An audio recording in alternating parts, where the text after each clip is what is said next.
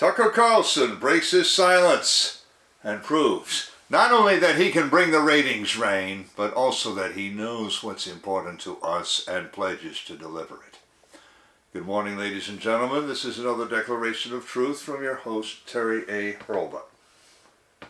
2 nights ago, Tucker Carlson, who no longer has a job at Fox News, dropped a 2-minute video on Twitter. And in it, he shared what he found wrong with the mainstream media today.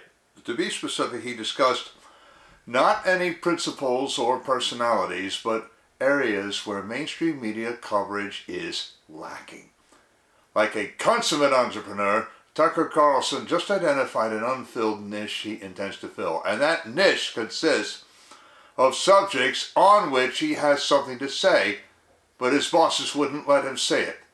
But by firing him, they freed him. A fact they might live to regret. I'm not going to recite a full transcript. That would actually be a copyright violation. But I will tell you where to find the transcript, and I will discuss the highlights and what they mean in a wider context. But first, I do want to shout out to the prime sponsor of this channel, which is Conservative News and Views. Link in the description. And be sure to check out the awesome CNAV Store. Scroll down near the bottom for that link. Lots of great merchandise there. Especially this t-shirt that I've chosen for today, which reads, 1984 was not an instruction manual. Rupert Murdoch, the owner of Fox, seemed to think that it was. Tucker Carlson will show him that it was not. One more thing. If you like what you're about to hear, you can like this video. You can also click the bell icon to get a notice every time I come out with a new one. In fact, do you see the new icon, the heart shape with the US dollar sign in it? That's the super thanks icon. If you really want to keep these videos coming, click that and leave me a tip. Any currency will do, so long as it's legal tender.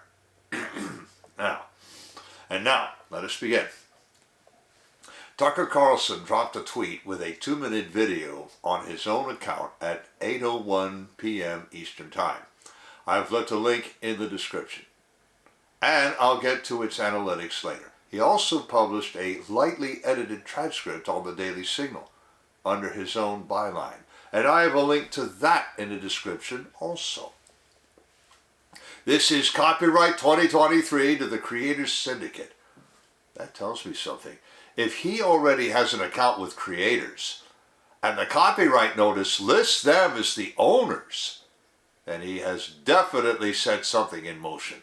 Here, I will give paraphrases and excerpts only, out of respect for Carlson and Creators Syndicate, for whom I have an abundance of respect. Carlson spoke first of good-hearted people, people who he says really care about what's true. Then he rounded on his former profession, not his specific former bosses, but what they represent. I wonder whether he has read Richard Nelson Bowles' famous job hunter's manual, What Color is Your Parachute? Bowles tells people never to badmouth their former bosses. So Tucker didn't do that.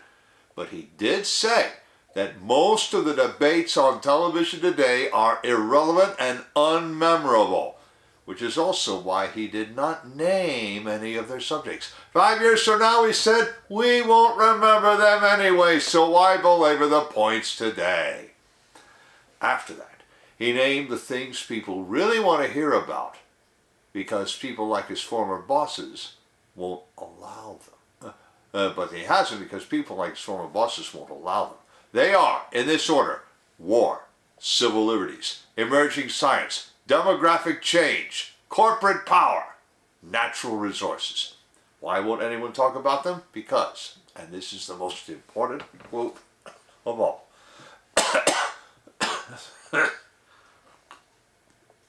both political parties and their donors have reached consensus on what benefits them, and they actively collude to shut down any conversation about it. Unquote, Tucker Carlson. I think he's right. I'll give you a metaphor for that. Greg Gutfeld found out just how little anyone at Fox wants to discuss Tucker Carlson. In a segment of The Five, he suggested The election of 2024 might pit Ambassador Susan Rice against Tucker Carlson. From the description by Jack Davis at the Western Journal, you could have heard a pin drop. Judge Denise Pirro then changed the subject.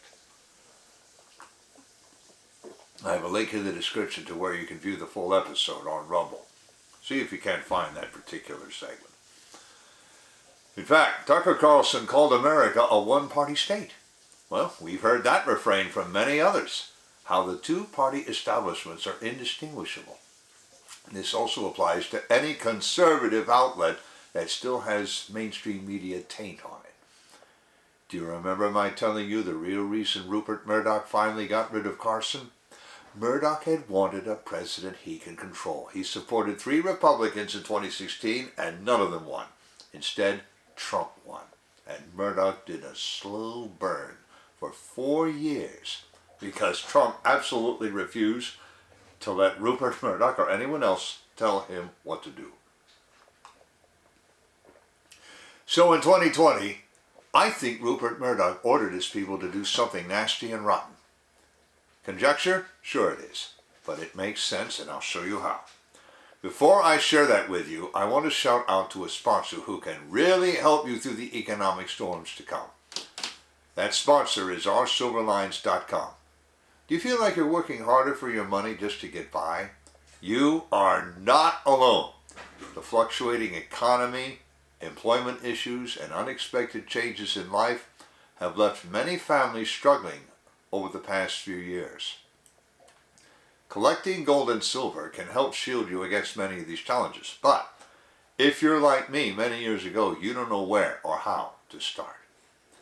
Our Silver Lines helps by connecting you with thousands of members who are learning the secrets to creating and protecting true wealth by collecting precious metals.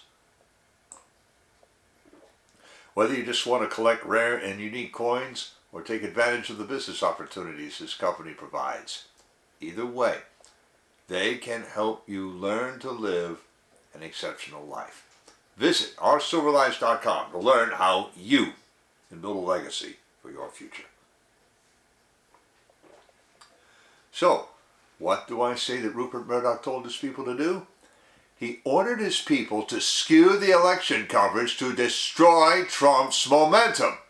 So much effort did Murdoch expend that I have a case saying that he alone, with no synergy, coincidental or otherwise, with any other player and with no method other than skewing his coverage, made sure Trump would lose. Certainly he acted as though the burden, if you call it that, of making sure Trump didn't get a second term rested on his shoulders and no one else's. So how do I say that he did it?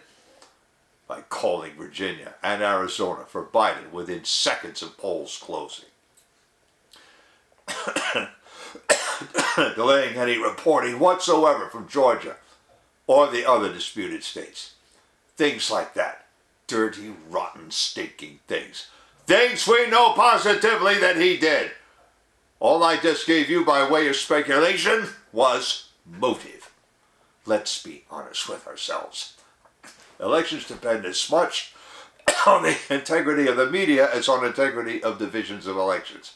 And I say to you right now that any suggestion that a player other than Fox pulled any shenanigans on 3 November 2020 could be, I'm not saying it is, but could be, nothing more than a dog and pony show. Something to cover up Rupert Murdoch's role.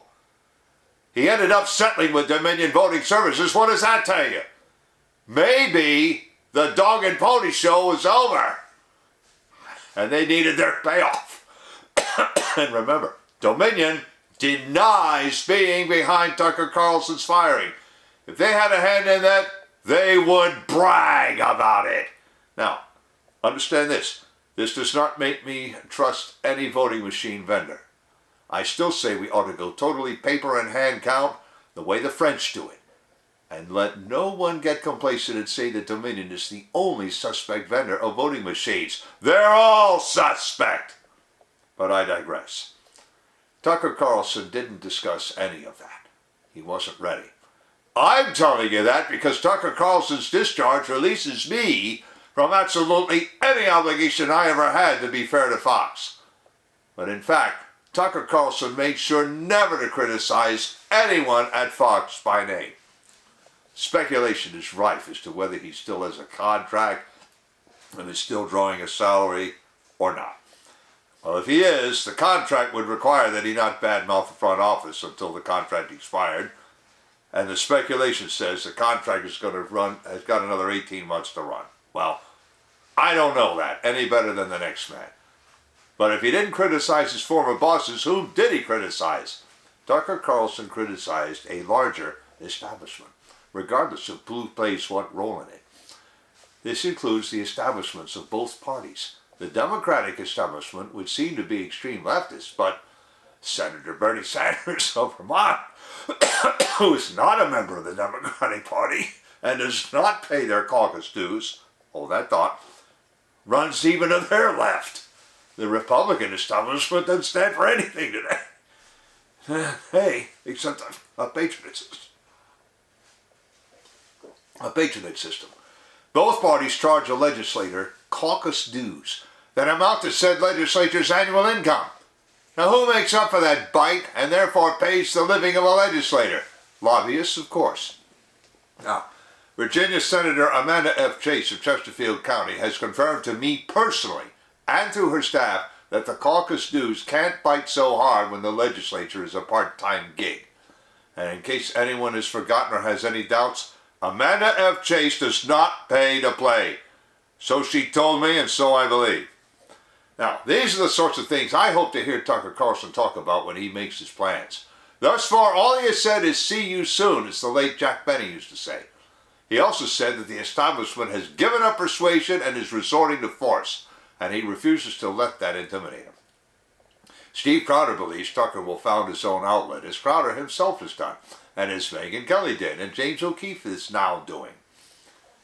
Steve Crowder said that on a recent episode of his own streaming program, and I have a link in the description to where you can view that. So, how are people reacting to Tucker Carlson? In 47 hours and 20 minutes, the video he made drew 66 million views.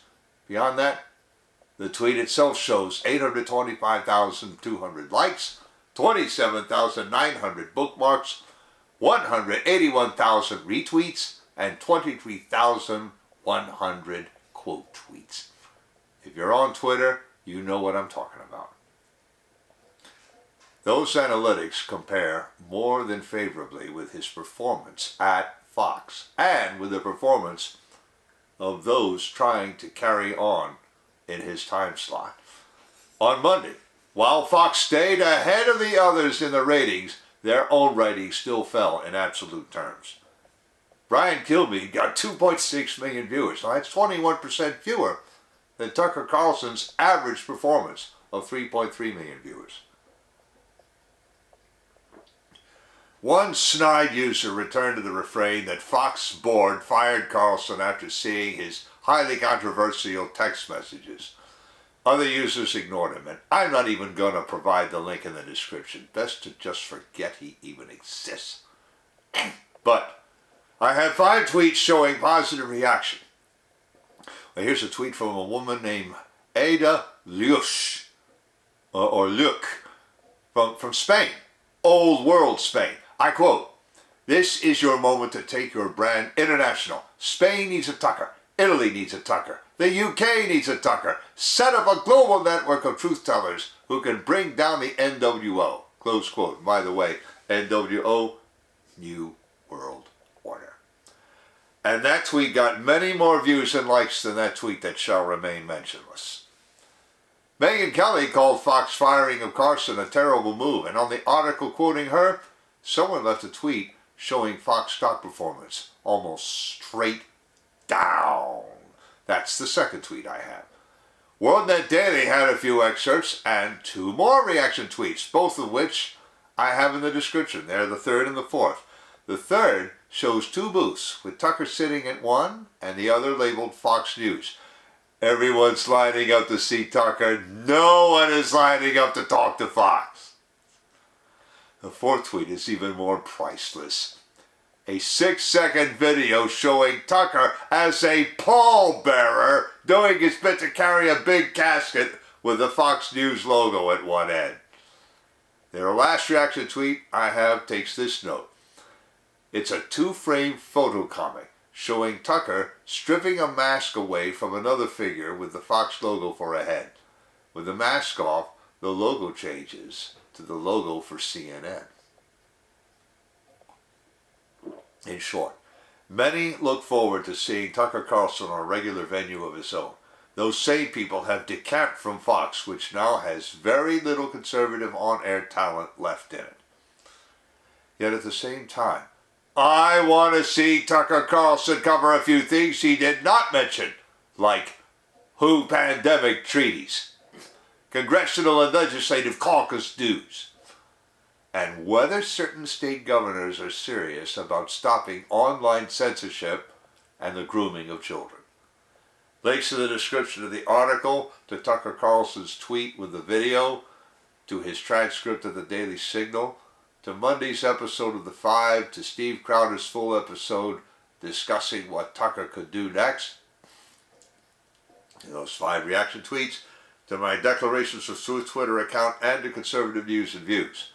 I've also left links to the awesome CNAV Store and oursilverlines.com, as I also mentioned.